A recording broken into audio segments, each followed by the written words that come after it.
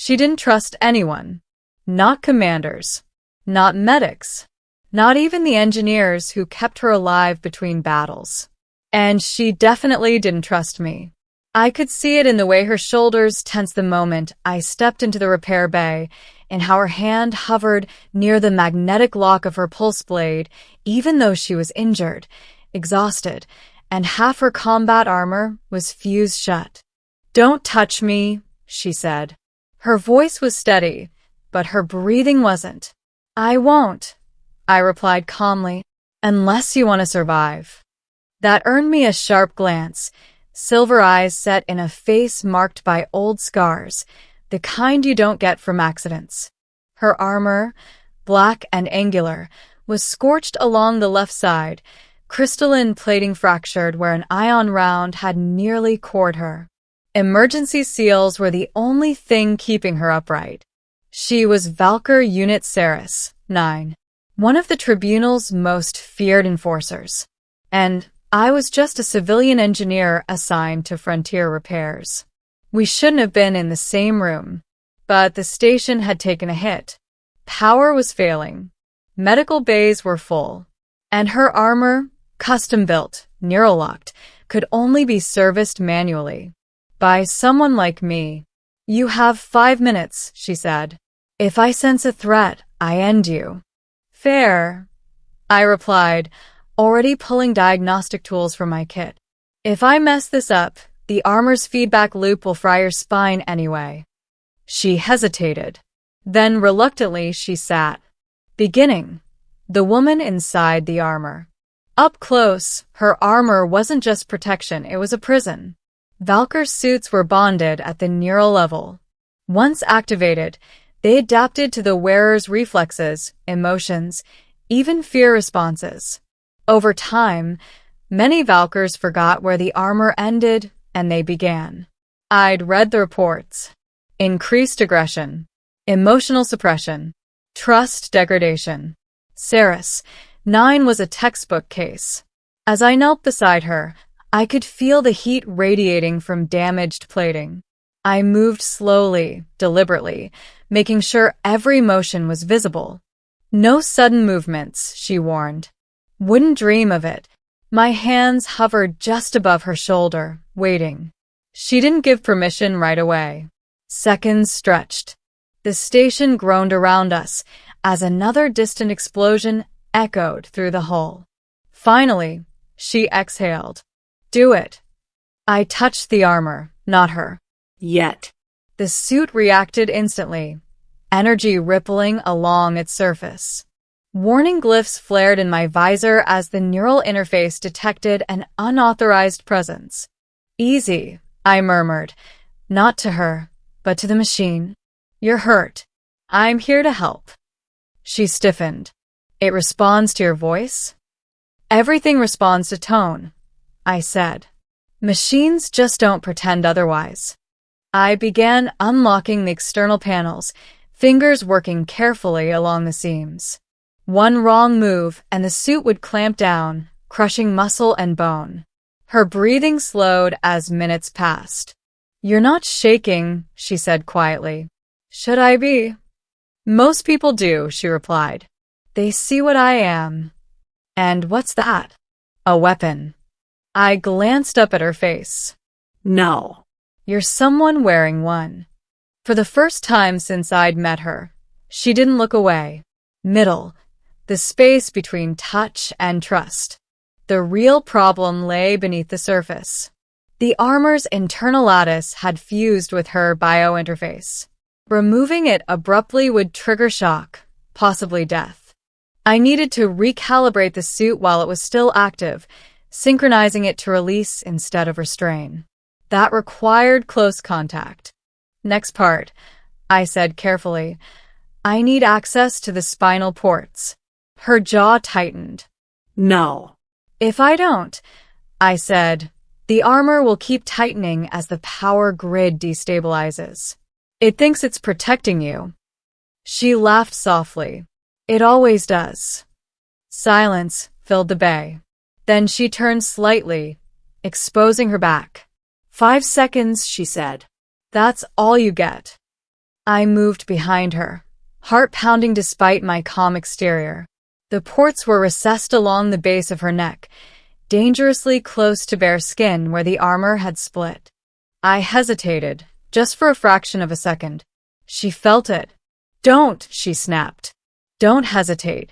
"All right," I said softly. "I'm with you." My fingers made contact. Not with metal, with skin. The armor had receded there, warm and human beneath my touch. She inhaled sharply, not in pain, but surprise. The suit reacted violently. Energy surged. Warning alarms screamed. "Stay still," I said firmly, hands steady despite the chaos. "It's testing intent."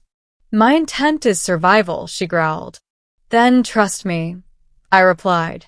"Just for this." I synced my interface, feeding the suit a new logic path, one that recognized cooperation instead of command. It fought me.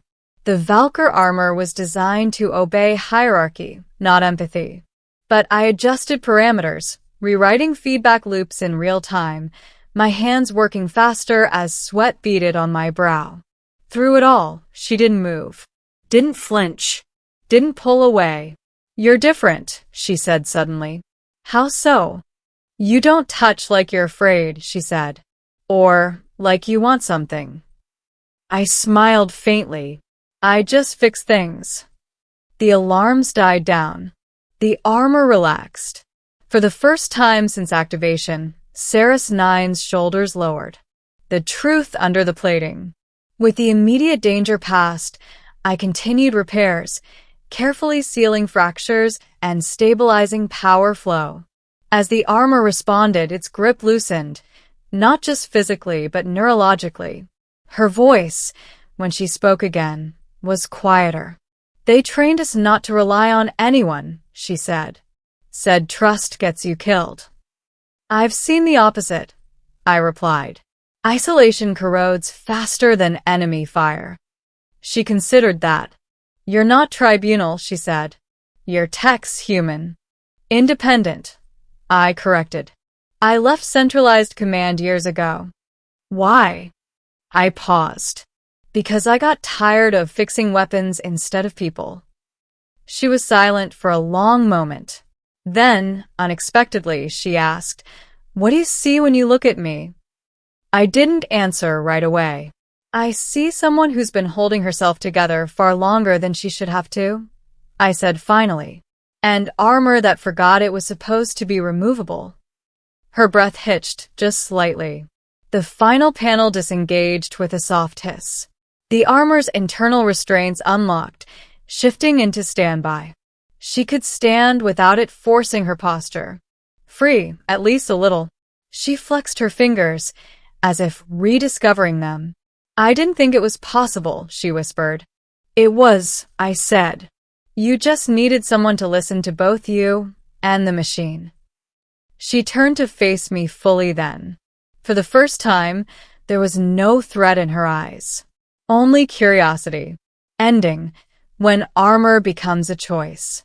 The station survived. Barely.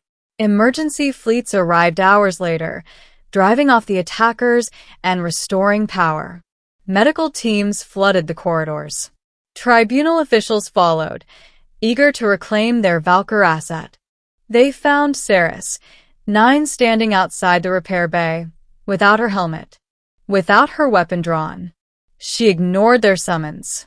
Instead, she looked at me. "They'll order me back into full combat sync," she said.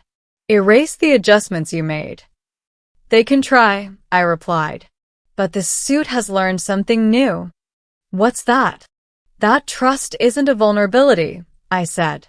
"It's a stabilizer." She considered the approaching officers, then me.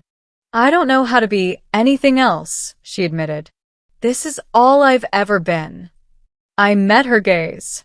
Armor's meant to be worn, not lived in. The officers stopped short, sensing something had changed. Ceres, 9 took a step away from them, then another. "I won't fight you," she told them calmly. "But I won't go back. Not like that." Shock rippled through their ranks. A Valkyr refusing command was unheard of. She turned to me once more. "You touched my armor," she said, "and somehow you reached me." I smiled gently. "You let me." She extended her hand, not armored, not weaponized, just human-like in its vulnerability. I took it, and in that moment, standing amid scorched metal and flickering lights, I realized something profound. She hadn't stopped being a weapon. She had simply remembered she was more than one. And for the first time in her life, she chose who she trusted.